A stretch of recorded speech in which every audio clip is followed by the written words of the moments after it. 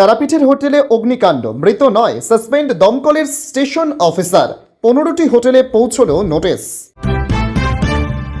কলকাতায় ভয়াবহ অগ্নিকাণ্ড, সরাসরি শুভেন্দুকে আক্রমণ শুভঙ্করের, বললেন 100 দিন পেরিয়ে গেল, আপনারা পারছেন না। আসামে হিমন্ত সরকারের বড় সিদ্ধান্ত, বিজেপি কংগ্রেসের দ্বন্দ্ব, যার সঙ্গে যুব পর্যায় থেকে প্রশাসন পর্যন্ত উল্লেখযোগ্য পরিবর্তন এসেছে। অ্যাকাউন্টে টাকা না এলে কি করবেন, অন্নপূর্ণা যোজনা নিয়ে ব্রেকিং আপডেট, খুলে গেল পোর্টাল।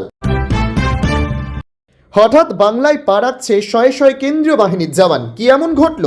দুর্গ রক্ষায় বড় প্ল্যান ডাবল ইঞ্জিন সরকারের। ট্রেনে করে যাচ্ছিল বাবা মা, ভোরে হঠাৎ কোল থেকে গায়েব 6 মাসের শিশুকন্যা, মিলল দুই রেল লাইনের মাঝে। বাংলার রাজনীতিতে বড় মোড়, ক্ষমতার বাইরে থেকেও টিএমসি আবারও নিজের শক্তি দেখালো, বিজেপির সামনে নতুন চ্যালেঞ্জ ছুড়ে দিল। দুর্নীতিতে জিরো টলারেন্স, রাজ্যে এক ধাক্কায় তৈরি হচ্ছে নতুন 145টি পদ, নবান্নের মেগা সিদ্ধান্তে তোলপাড় রাজ্য রাজনীতি। 15,000 মানুষ ঘরছাড়া, 32,000 বাড়িতে বিদ্যুৎ নেই, পূর্ব মেদিনীপুরে ভয়াবহ পরিস্থিতি। হাইকোর্টে পিছল অভিষেকের অ্যাকাউন্ট ফ্রিজ মামলা, ব্যাংকের রিপোর্ট তলব বিচারপতির। আর ফাঁকি নয়, এবার শিক্ষকদের জন্য মারাত্মক বার্তা শিক্ষামন্ত্রী জগন্নাথ চট্টোপাধ্যায়ের, নামবে কড়া পুলিশি নজরদারিও। সোনা খুঁজতে গিয়ে ভয়ঙ্কর পরিণতি, খনি ধসে মৃত্যু একের পর এক শ্রমিকের, এখনো পর্যন্ত 30 জন। নিউ মার্কেটে অগ্নিকাণ্ডের ঘটনায় একাধিক বাংলাদেশি মৃত্যু নিয়ে মুখ খুলল ঢাকা। বাঙালি হিন্দু আর মুসলিম বিভেদ কেন, পরিচয়ের রাজনীতি নিয়ে বিস্ফোরক তসলিমা নাসরিন। অগ্নিকাণ্ডের বড় মাসুল নিউ মার্কেটে, 16 বড়োতে কড়া তদন্তের নির্দেশ দিয়ে নড়েচড়ে বসল পুরসভা। এই দেখুন মেসেজটা এলো, কেউ হাহা করে হাসছেন, কেউ কাঁদছেন, অন্নপূর্ণা যোজনার টাকা পেয়ে আত্মহারা মহিলারা। পুকুরে অন্নপূর্ণার ফর্ম, টাকা না পেয়ে পঞ্চায়েত অফিসে তালা ঝোলালেন মহিলারা।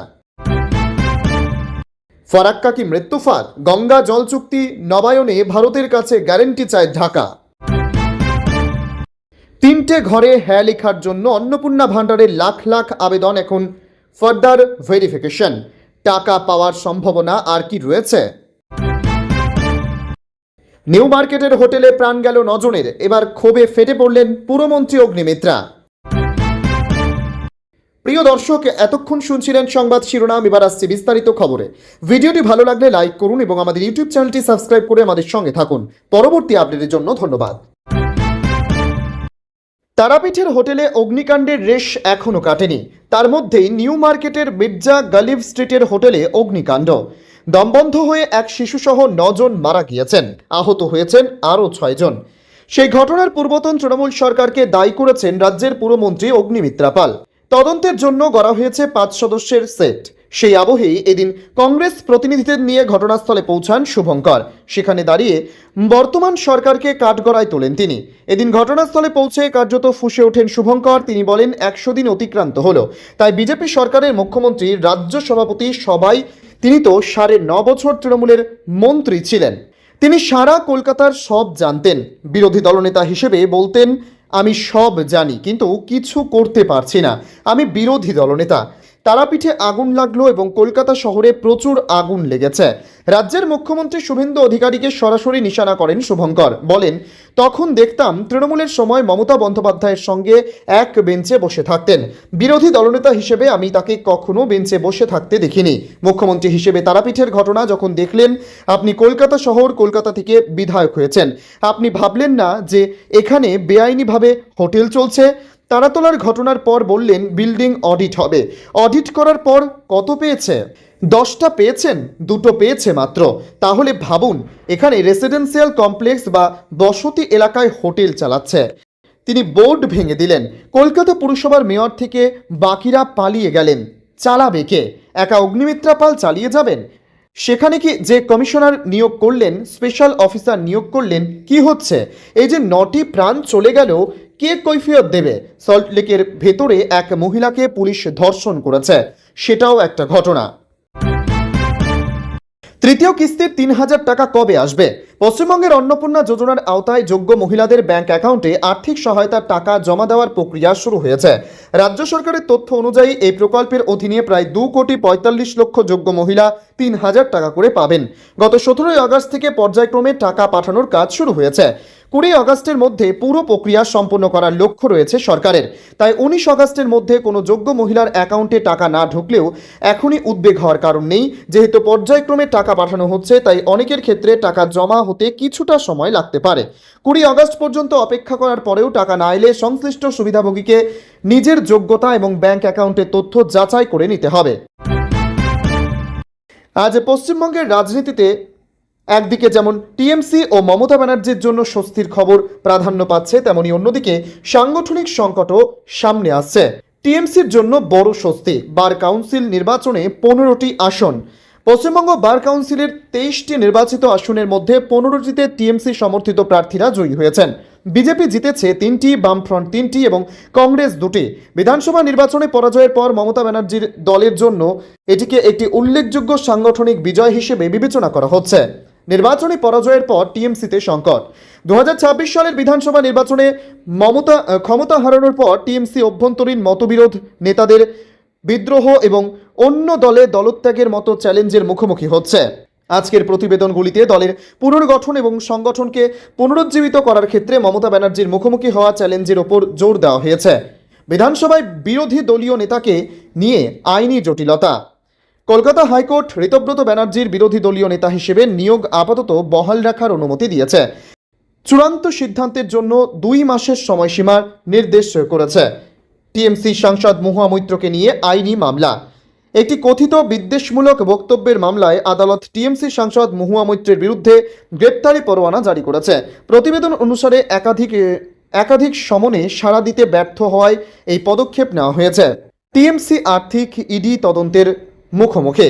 ইডি অভিযোগ করেছে যে টিএমসি 2023 সালের এপ্রিল থেকে 2026 সালের জুনের মধ্যে বিমান এবং হেলিকপ্টার সম্পর্কিত খরচের জন্য একটি বিমান সংস্থা এবং সংশ্লিষ্ট প্রতিষ্ঠানগুলিকে প্রায় 160 কোটি টাকা দিয়েছে। এই মামলাটি দলটির চলমান আইনি ও রাজনৈতিক চ্যালেঞ্জকে আরও বাড়িয়ে তুলেছে। মেদিনীপুরের জেলার টানা কয়েকদিনের ভারী বর্ষণে জেলার বিস্তীর্ণ এলাকা এখনও জলমগ্ন অবস্থায় রয়েছে। হাজার হাজার মানুষ গৃহহীন হয়ে বিভিন্ন ত্রাণ শিবিরে আশ্রয় নিতে বাধ্য হয়েছেন। পাশাপাশি ব্যাপক ক্ষয়ক্ষতি হয়েছে কৃষি জমি ও ফসলেরও। গোটা পরিস্থিতি খতিয়ে দেখে দ্রুত উদ্ধারের ও সহায়তার নির্দেশ দিয়েছেন মুখ্যমন্ত্রী। মঙ্গলবার হলদিয়া ভবনে একটি উচ্চ পর্যায়ের প্রশাসনিক বৈঠকে এই তথ্য তুলে ধরেন মুখ্যমন্ত্রী। বৈঠকে উপস্থিত ছিলেন জেলাশাসক নিরঞ্জন কুমার, পুলিশ সুপার অংশুমান সাহা সহ জেলা প্রশাসনের শীর্ষ কর্তারা এবং বিভিন্ন শিল্প সংস্থার প্রতিনিধিরা। মুখ্যমন্ত্রী জানান, প্রবল বৃষ্টির জেরে বহু মানুষ চরম দুর্ভোগে পড়েছেন এবং এখনও প্রায় 15,000 মানুষ বাড়ি ফিরতে না পেরে আশ্রয় শিবিরেই দিন কাটাচ্ছেন। এছাড়া প্রায় 32,000 বাড়িতে এখনও বিদ্যুৎ সরবরাহ স্বাভাবিক করা যায়নি। বিশেষ করে সবং ও নারায়ণগড় বিধানসভা এলাকার পরিস্থিতি অত্যন্ত সংকটজনক বলে উল্লেখ করেছেন তিনি। দুর্গতদের সাহায্যার্থে একাধিক গুরুত্বপূর্ণ সিদ্ধান্ত ঘোষণা করা হয়েছে প্রশাসনের পক্ষ থেকে। ক্ষয়ক্ষতির সঠিক পরিমাণ নির্ধারণ করতে কৃষি, উদ্যান পালন, মৎস্য, বিপর্যয় মোকাবিলা এবং সেচ দপ্তরের প্রতিনিধিদের নিয়ে একটি বিশেষ কমিটি গঠনের নির্দেশ দেওয়া হয়েছে।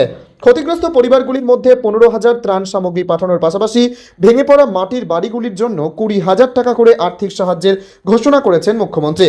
এছাড়া ত্রাণ শিবির ছেড়ে বাড়ি ফেরার সময় প্রতিটি পরিবারকে অন্তত 5 দিনের খাদ্য সামগ্রী তুলে দেওয়া হবে বলে আশ্বাস দেওয়া হয়েছে। ভয়ঙ্কর দুর্ঘটনা, সোনা খনি ধসে 30 শ্রমিকের মৃত্যু। ঘটনাটি ঘটেছে মধ্য আফ্রিকান রিপাবলিকানের পশ্চিমাঞ্চলে। গত মঙ্গলবার সকালে নানা মেম্বেরে প্রদেশের আব্বা অঞ্চলে এই ভয়াবহ দুর্ঘটনা ঘটে। খনির গভীরে এখনও অনেক শ্রমিক আটকে আছেন বলে আশঙ্কা করা হচ্ছে। দুর্ঘটনার পর স্থানীয় মানুষ ও উদ্ধারকারীরা কয়েক ঘন্টা ধরে চেষ্টা চালিয়ে 30 জনের মৃতদেহ উদ্ধার করেছেন এবং আহতদের চিকিৎসার জন্য হাসপাতালে পাঠানো হয়েছে। বাঁচতে বাইরে না ছুটে ভেতরেই ঢুকে যান। কলকাতায় হোটেল অগ্নিকাণ্ডে মর্মান্তিক পরিণতি 19 বছরের সন্দীপের। তিনি জানান, নিখোঁজদের খোঁজে উদ্ধার কাজ এখনও চলছে, তবে সময় যত গড়াচ্ছে আটকে পড়া মানুষদের জীবিত উদ্ধারের আশা ততই কমে আসছে।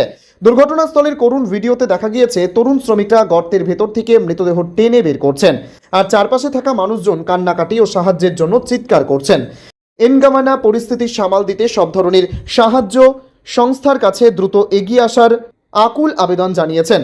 মধ্য আফ্রিকায় কোনো রকম নিরাপত্তা ব্যবস্থা ছাড়াই হাতে কোদাল শাবল দিয়ে তৈরি এসব ছোট ছোট খনিতে কাজ করা খুবই সাধারণ দৃশ্য। কোনো সঠিক পরিকল্পনা না থাকায় এখানে প্রায়ই এমন মর্মান্তিক দুর্ঘটনা ঘটে। এর আগেও গত জুনে ক্যামেরুন সীমান্তের কাছের এক খনিতে 8 জন, মে মাসে অন্য একটি খনিতে বহু মানুষ এবং মার্চ মাসে 7 জন খনি শ্রমিকের প্রাণ গিয়েছিল। কঙ্গোর একটি খনিতে ধস নেমে 200 জনেরও বেশি মানুষ মারা যান। সেখানে কোনো নিয়ম না মেনে মাটির নিচে পাশাপাশি অনেক সুড়ঙ্গ খোঁড়া হয়, যার ফলে একটি সুড়ঙ্গ ভাঙলেই একের পর এক গর্ত ধসে পড়ে এই বড় বিপর্যয় তৈরি হয়।